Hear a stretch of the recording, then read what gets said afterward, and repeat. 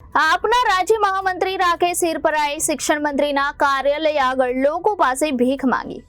લોકો પાસે ભીખ માંગતી વખતે રાકેશ હિરપરાએ જણાવ્યું કે તેઓ 3 વર્ષથી ગુજરાતની સરકારી શાળાઓની સાફ સફાઈ માટે લડી રહ્યા છે અને માંગણીઓ પણ કરી રહ્યા છે, પણ ભાજપના ભ્રષ્ટ શાસકો નથી કાયમી સફાઈ કર્મચારીઓની નિમણૂક કરતા કે પછી નથી સફાઈની ગ્રાન્ટમાં વધારો કરતા।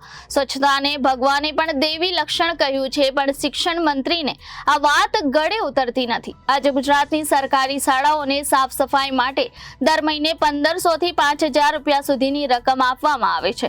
આટલા ઓછા પૈસામાં આખી શાળા કેવી રીતે સાફ રહી શકે?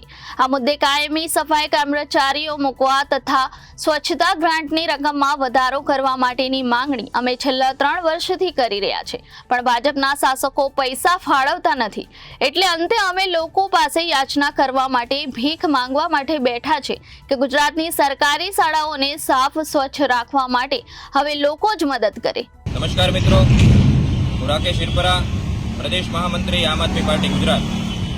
અત્યારે આપણે બેઠા છીએ શિક્ષણ મંત્રીશ્રીના ભવ્ય આલિશાન કાર્યાલયની બહાર ભીખ માંગવા માટે બેઠા છીએ, લોકો પાસે યાચના કરવા માટે બેઠા છીએ, કારણ કે આ ભાજપના શાસકો પાસે ભ્રષ્ટાચાર કરવા માટે પૈસા છે, પણ બાળકોની શાળા સાફ રાખવા માટે, શાળામાં સફાઈ કર્મચારીઓ મૂકવા માટે અને શાળા સફાઈની ગ્રાન્ટમાં વધારો કરવા માટેના પૈસા નથી।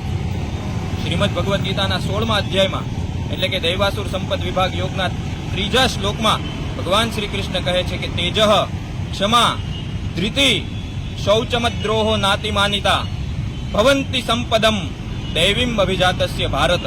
એટલે કે ગીતામાં પણ આંતરબાહ્ય શૌચ, શારીરિક સ્વચ્છતાનું મહત્વ ગણાવવામાં આવ્યું છે। એના માટે અમે છેલ્લા 3 વર્ષથી સંઘર્ષ કરી રહ્યા છીએ, વિરોધ કરી રહ્યા છીએ, રજૂઆત કરી રહ્યા છીએ, લડી રહ્યા છીએ કે શાળામાં, ગુજરાતની તમામ સરકારી શાળાઓમાં કાયમી સફાઈ કર્મચારીઓ મૂકવામાં આવે અને ન મૂકવામાં આવે ત્યાં સુધી શાળા સફાઈની ગ્રાન્ટમાં વધારો કરવામાં આવે। આજે શાળા સફાઈ માટે માત્ર 2000 રૂપિયા, 3000 રૂપિયા કે 5000 રૂપિયા ગ્રાન્ટ રૂપે આપવામાં આવે છે। આટલા રૂપિયામાં દર મહિને વસ્તુઓ પણ લાવવાની છે, એટલે કે ઝાડુ, કટકા, પોતા અને કેમિકલ એટલે કે લિક્વિડ લાવવાના અને એને સાફ સફાઈ માટે જે કાંઈ વસ્તુઓ લાવવાની, આટલી મોંઘવારીમાં આવડી મોટી શાળા 2000, 3000, 5000 રૂપિયામાં કેવી રીતે સાફ રહે?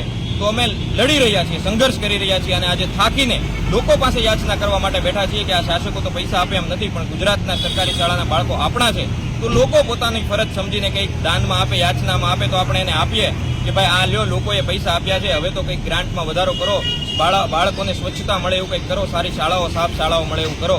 તો અમે ઈશ્વરને પ્રાર્થના કરીએ છીએ કે આ શાસકોને સદબુદ્ધિ આપે અને ગુજરાતના બાળકોની સરકારી શાળાઓ સાફ રહે, સ્વચ્છ રહે એવી પ્રભુને પ્રાર્થના કરીએ છીએ। આભાર। જય હિન્દ, જય જય ગરવી Gujarat, Vande Mataram. Bureau report Janadesh news, Surat.